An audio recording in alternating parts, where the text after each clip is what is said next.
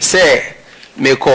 omo de ye ka because yes no gold no ye de kwa manoni na nkofo to omo to a na omo etua ye ka ejuma so de wo ya sebi eye den a ebi mu be free unye obi ye ejuma cha mo be pese omo mo ko dija wo Chinese okọ ahyase ne de a odo sika ni wa onyoma ni nanso onyoma ye ejuma kakra eye omo de be free enti ye ma menom ni enuanom omo ko China no ene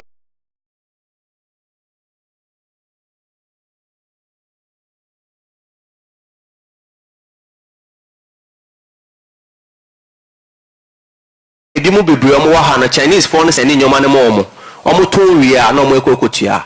sa pepepe na yenye company o Dubai friend Horizon Royal Diamond enye wonko a edimu keka ho omo keka ho ne de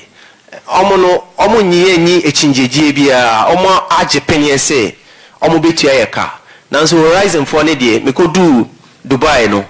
na omo se omo na omo friend se membra mekodu ye no na omo aban ne chi metum yenko bisa asema omo se company foforo bia ejuma ko foforo bia wo Ghana ha aye friend no just good omo age omo sika se omo be ma omo nyoma na omo etua na de konti ama omo hodu ompese omo edi sobo no bo menye se me no menye omo aye ejuma problem bi amba enti ye na we mo so ba se o ejuma na ye no kra no omo so no omo betumi nye omo aye de sim omo betumi nye na ye no onye omo aye ne saa e ma omo nya gidi efi se ye ndi men's gold ndi omo hwa moda afin so nkofo ne ka kire omo se omo kra na omo ye shareholders e men's gold you know ba kokra edi me passport a yedi to kwan copy so konya wo hie media menyim o de kire omo se me passport kra anyi enti no omo wo chefa wo men's gold no munti dia men's gold etumi ye no omo so betumi aye ne sa ma na bro so enti no omo sa gidie no omo men's gold mu enti no omo tua sika de ma omo se omo nyewe ni nyina emu no se ye no kra se nye no kra media menyim me ba se me baji me sika na me kotua me customers ka ena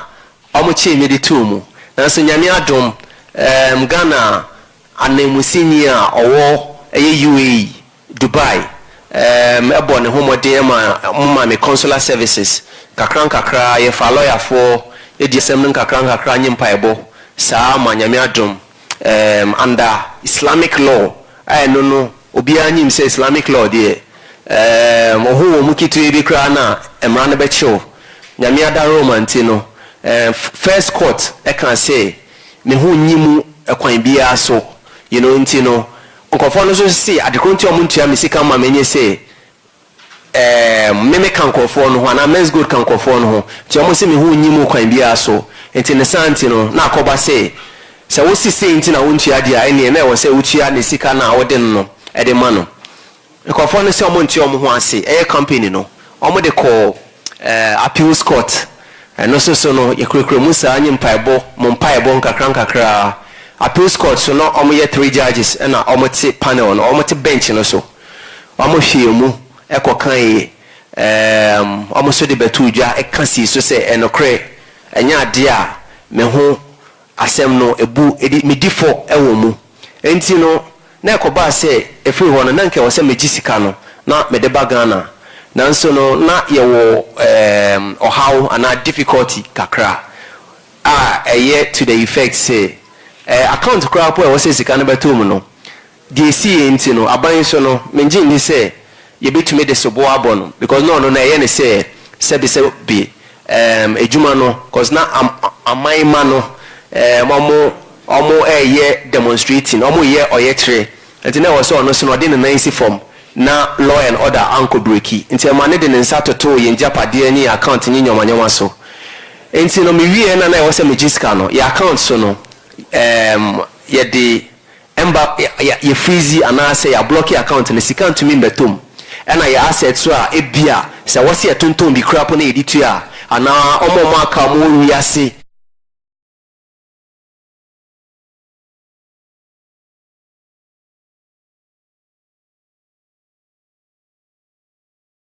amai so mututu ya kakra na mutumi ntia ya free say ye ntumi mfa sika no bagana odi sika no bagana wa bra amfa banka ye bibi wo mremu a ye friend say money laundering emrane betumi aso mu na yama wakoda efiase enti na no ne difficulty baako. Number 2 na aban so si ohwehwe me a onhume amayaman no nyi empenyimfo ni bisimi medwane afriga na ha wabra me kono sebe me bom penyimfo amane ena. Number 2 na bibia so nsi me kwan se metu kwan free me free Ghana ha I bronyi friend travel ban no because nanka yoko empese metu kwan free Ghana ha ana travel ban eda me so a enka me fi se omo beji me passport me yenyi papa nti no omo amama nkofo bia kra mbase omo sign bill ema me ana me sign me bill eti se yade a omo mpese me free Ghana ha enka no yen so be kasa branch for passport be den ebeto enso no omo anje me passport omo mfa travel ban bia anto me so eda kra me free ha no na de chie sa da no se ochina na me free ha sa da no me ko yoko aye check yoko records a yebetumi ehu se okokwa uchiro udin esa anytime oba anye dia obeye e wo mo records mu a eno na enye din opese ohu a enye din yebe obia betumi a check enti no tentenyi ni titi enyina anye se afi nyame adum nti no maba me ba yeso ye de court court so ehwe ema me bill se me mbra bontin na asem no yen enkoso endi na emom no asem no court na emom masem ne tentenyi ne titi anyi na anyi se medoka ana afa misika ma mi odi meka mesi usika nyi asem ni nyina eto etwa ena eho so hia se me free Ghana ha ache no na wo se medinyi di edema empenyimfo a menye omo ye ejuma enye omo emu ni nyina because men's good asem na ya asem a eha omo emu ni nyina enti no ene no ye betena ha se ye bebo ya manie ye bebre na amanfo na keka bebre na amanfo na tete nanso no na wo se yeso ye beka ye de kire amanfo na omo so moti na ifri ha ye hwe kwan pa ye betumi de afaso na obi ansa kan sika fefefe enye dakro mo die because ejuma no ejuma 5 years enti no yesi bibia ye teacher abo na ho na isane no enti ye a ebia endi 5 years mu but enche you know ye be hihye ye customers leadership omo di omo enyim no betena se ye beti aban so adwen kire ye beti itie amai man adwen kire na dia ye nyina ye begia tum se ye ya e beboa ye nyina no na ya ye enti no enne no me fi se amanebo a ye denam eno no Brew Marketing Consult and Xylophone Media and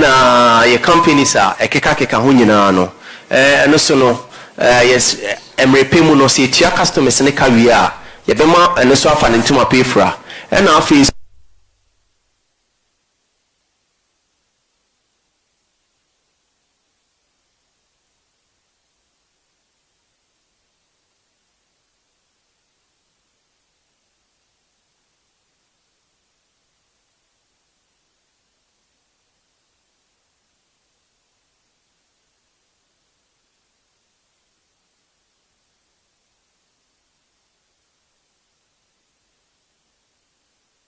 ejuma wa Ghana ha na yenya mfaso no yede mfaso no kakra bebo aban ma ne dia so ho sa problems no ye be koso aye ne sa pepepe enti no me fi se yenyi adwenboni bia se sebe ye ko akọ sebe mpanyifo wia obi ade every say ye kin me ma me customer nyan kasa me customer me ye customer me ye ma me nyine papa ye customer me nua ba ye customer ye dwuma mu fo nyina ye nyina ye customers enti no de sie no aha ye nyina ya tete se bi mu afa ho ahwere o mu nkwa ye be stress ye be stress nyankopon na nhwe na omfo mu kra ensi na ombo omu nyina omu ho ban kosi emra ye nyina ye behia enti no ye sre nyame se omo ye nkwa na ye sre ombo aban ho ban de omu ye bia enye yi na ade nyensan ye de ato omu enyim no eye baako se ye sre omu mboaye na yenka yentuma mbo ano na yentumi nkwaje sika no efem bra Ghana ha na yemetu amanfo ka ena de toso mienu omo nka ye ho omo mboaye na krata bi wo ho a ye ewo se ye gina ye de ye adwuma no asomdue mu na asomdue ba omo nyina omo nka ye ho na sa asom yentumi nya sa krata no omo nkyerɛ se monko asoye we nkwaje krata omo kyerɛ ya ye nje oma no enwo fom yɛbɛkɔ na yɛnyɛ ɔmo akɔtena ase na deɛ wɔsɛ yɛyɛ no kratakora wɔsɛ yɛgye no na yɛagye na yɛbi adwuma na yɛayɛ adwuma no fɛfɛɛfɛ na ɔmo so no ɔmo agye ɔmo ani adi akyire baabi wɔ hɔ a ɛnyɛ a ɔmo tene yɛ a yɛbɛpene so na yɛayɛ adwuma no fɛfɛɛfɛ na asomdwe aba ɛna deɛ a ɛtɔ so mmiɛnsa yɛsan so serɛ ɔmo sɛ ɔmo hu yɛ mmɔbɔ na ɔmo hu customers no so mmɔbɔ ɛfiri sɛ ɛde ahokyerɛ ne oyɛni kɛseɛ aba ɔman no mu enti na ɔmo hu yɛ mmɔbɔ na yɛ ngyapadeɛ a ɛne yɛ bank account a ɔmo sadeda so no ɔmo nhwɛ na ɔmo ɛyi ɔmo nsa mfiri so especially bank